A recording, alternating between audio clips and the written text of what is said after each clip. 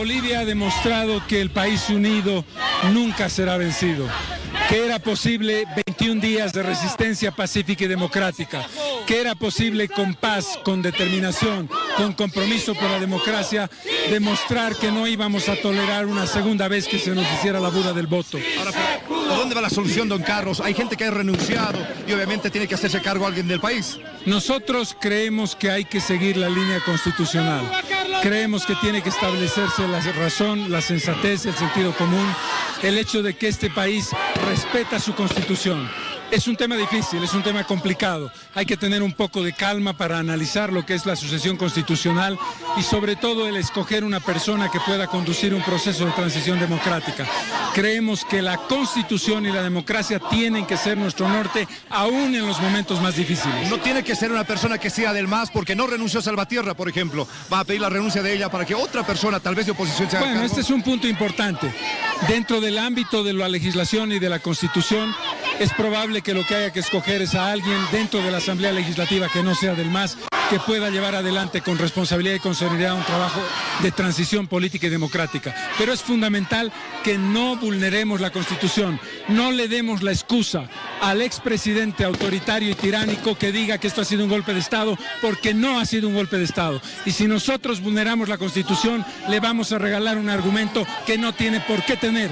Por orientación, usted sabe, como está en la presidencia, ¿quién tendría que hacerse cargo? Renunciando todos los presidentes, porque también la Constitución no permite que el Tribunal Supremo de Justicia... Siempre hay la posibilidad de que la Asamblea Legislativa elija de una manera clara y de una manera incuestionable a un presidente o presidente del Senado, o un presidente o presidente de la Cámara de Diputados que pueda hacerse cargo del país. Pero quedándose sin quórum, don Carlos, quedándose sin quórum, ¿cómo se arregla esto? Bueno, ese es un tema que es difícil de responder ahora. Lo que creo que es importante es definir una línea en la que la Constitución no se vulnere. No le regalemos a Evo Morales el argumento de que fue derrocado. Ya estamos de regreso con más de su programa Panorama Internacional. En esta parte vamos a estar tocando la situación que se vive en Bolivia, la crisis que se ha generado en Bolivia en las últimas horas. Pero antes quiero invitarlos a que nos sintonicen a través de las pantallas de Boreal Televisión, Voz Dominicana para toda la República Dominicana, y a través de nuestra página web www.borealtelevisión.com. Usted se va a transmisión en vivo y va a poder disfrutar de este programa y de toda la programación que tiene Boreal Televisión para todos ustedes. También a que nos sigan en nuestras redes sociales, @BorealTeleHD, @Panorama Internacional RD y mis cuentas personales, @DaniloGmedios. Le contaba que en esta parte del programa vamos a profundizar la situación que se está generando en Bolivia, ¿no? Es que todo comenzó con una primera jugada de Evo Morales. Él anticipa las elecciones del 2019, convocando a un referéndum para modificar la Constitución y así poder volver a ser candidato. Pero en las urnas Bolivia se expresó y dijo que no a la reforma. Esta fue la primera derrota electoral de Morales, comenzando a debilitarlo políticamente.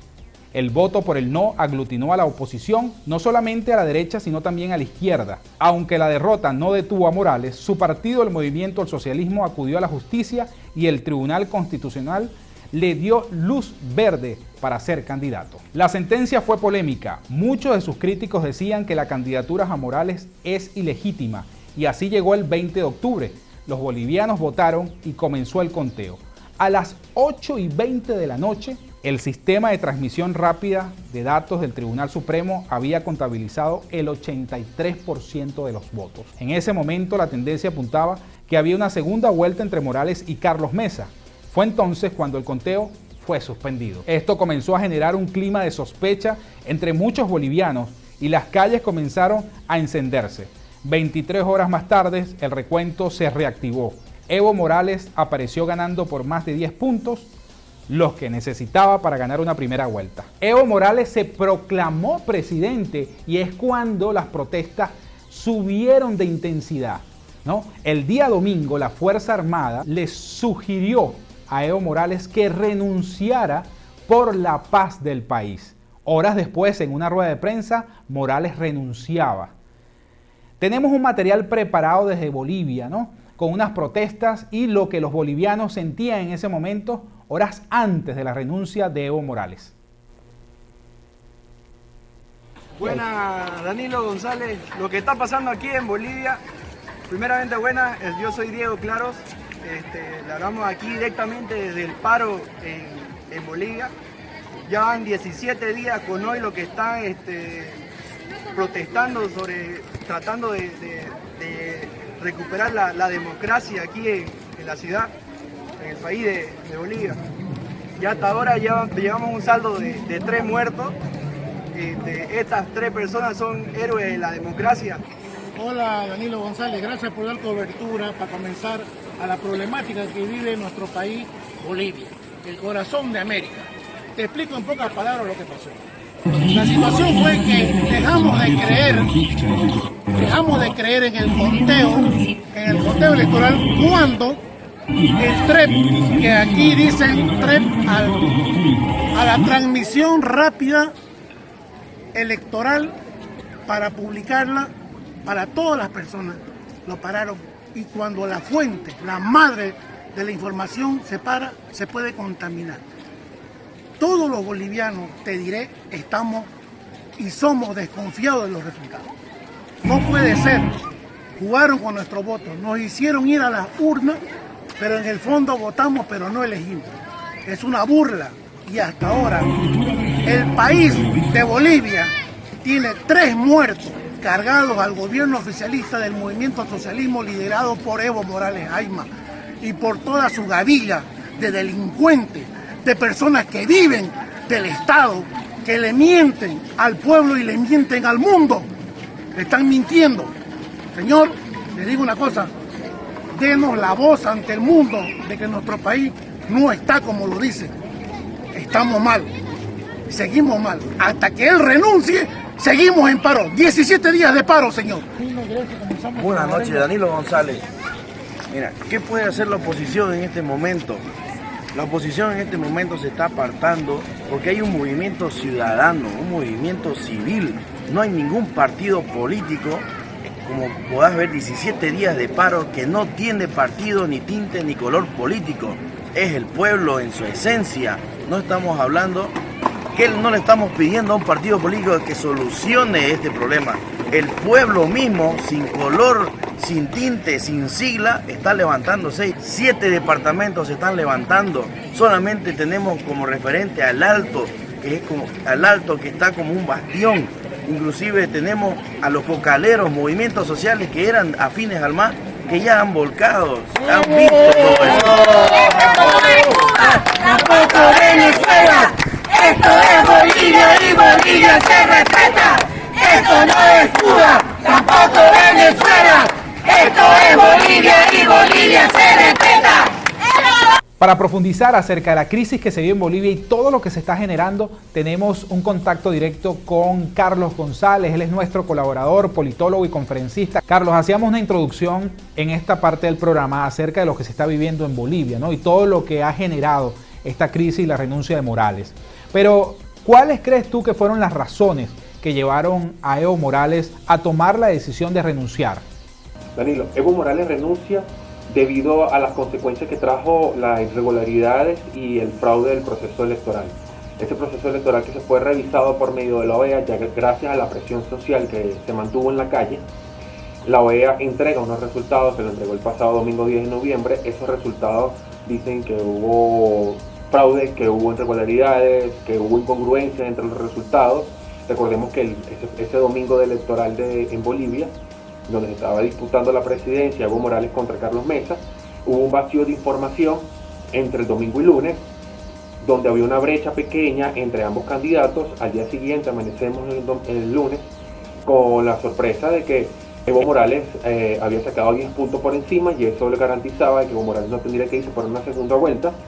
También vemos como eso, lo de la OEA y la presión social de calle, hace que la Fuerza Armada Nacional Boliviana, en garante de la paz y la tranquilidad de Bolivia, tome la decisión y le pida la renuncia al presidente Evo Morales.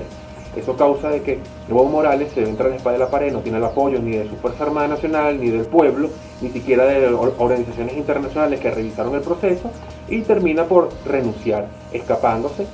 Pero bueno, esas son las razones en las cuales por qué Evo Morales renuncia: presión social, dictamen de la OEA y lo que dijo la Fuerza Armada Nacional de Bolivia. En las redes sociales, muchas personas empezaron a decir que por qué Venezuela no y por qué Bolivia sí, ¿no? Una de las preguntas y muchas de las interrogantes que se hace la gente es ¿por qué sí se pudo derrocar al régimen de Evo Morales a diferencia de Venezuela? Obviamente tomando en cuenta que cada país vive sus particularidades, pero hay que reconocer que en Venezuela se han cometido errores políticos en los últimos 20 años. Danilo, hay algo que tenemos que tener muy claro todos los latinoamericanos y es que no podemos hacer comparaciones de lo que esté pasando en Bolivia y lo que pasa en Venezuela. En Bolivia tiene una Fuerza Armada Nacional institucional, imparcial y sin ideología política, lo que significa que haya hecho lo que hizo.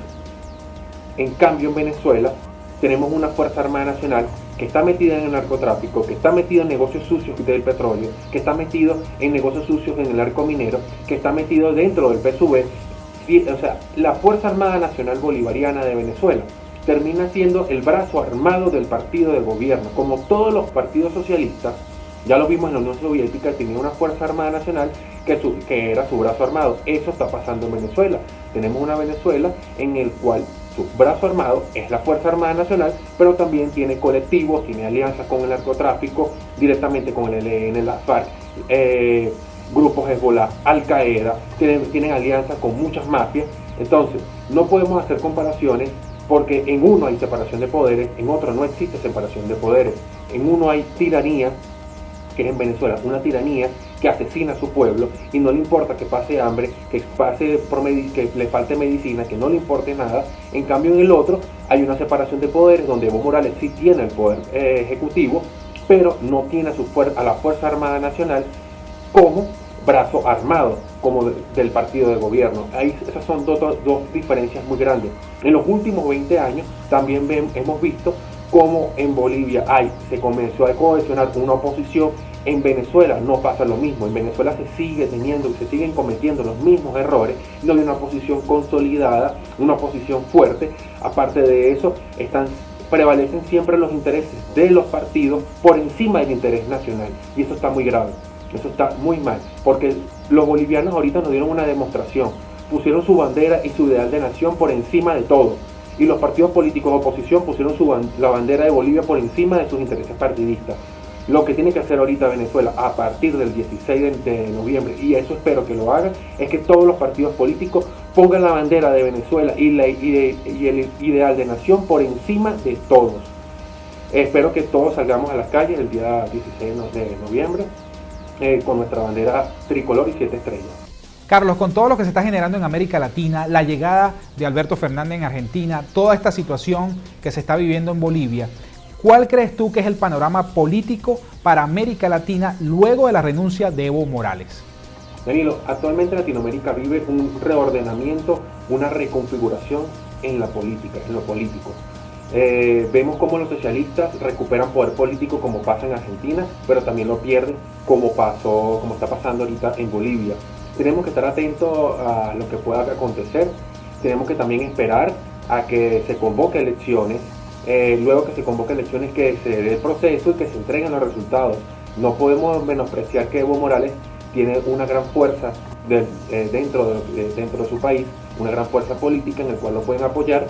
Si él queda como candidato o nombran a otro representante de su partido político como candidato, tenemos que estar muy pendientes de eso porque puede dar una vuelta o un giro político. Así que esperemos a que se den los resultados, a que se den los nuevos comicios electorales y se den los resultados para poder descifrar y poder decir con mayor exactitud hacia dónde va Latinoamérica después de las elecciones de Bolivia.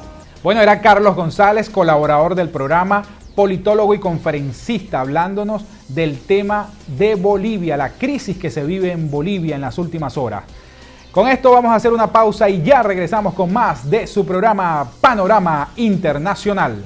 No utilicen al pueblo con prebendas para hacer daño al pueblo boliviano. Nuestro gran deseo es cómo vuelva la paz social, la tranquilidad.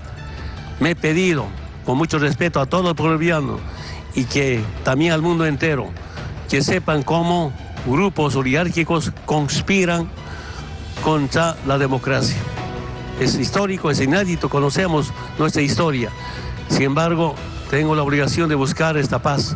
Duele mucho que entre bolivianos y bolivianos enfrentados, duele mucho que estos señores, algunos comités cívicos y partidos que han perdido, llevar a la violencia, llevar a la agresión, enfrentándonos entre bolivianos y bolivianos.